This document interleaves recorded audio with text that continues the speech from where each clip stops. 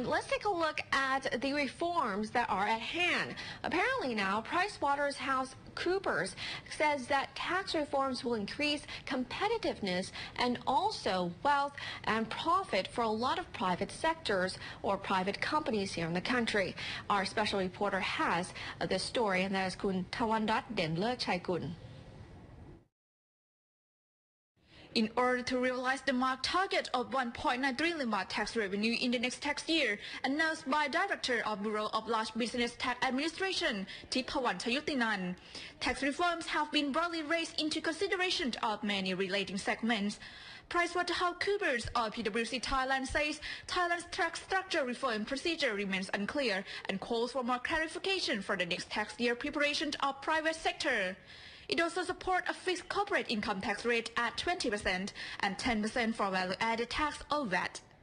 PwC Tax and Legal Consultants Limited partner Peerapat Poshyanonda says restructuring Thailand's tax structures has two major purposes: one, to attract overseas investment into the country, and two, to prevent tax avoidance.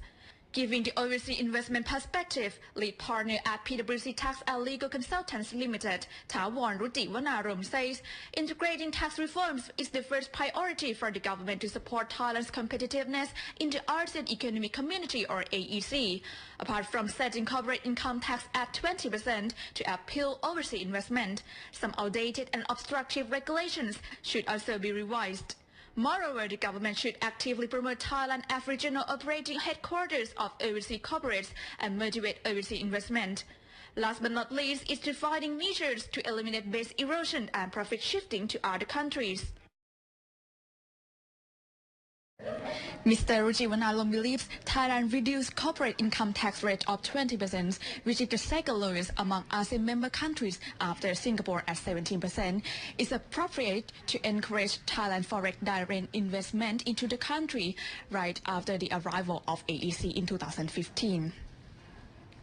Peerapat believes tax evasion prevention could be done by artificial pricing preventing regulations and thin capitalization rule. The other group of the provisions they are thinking about in terms of restructuring is to prevent tax evasion.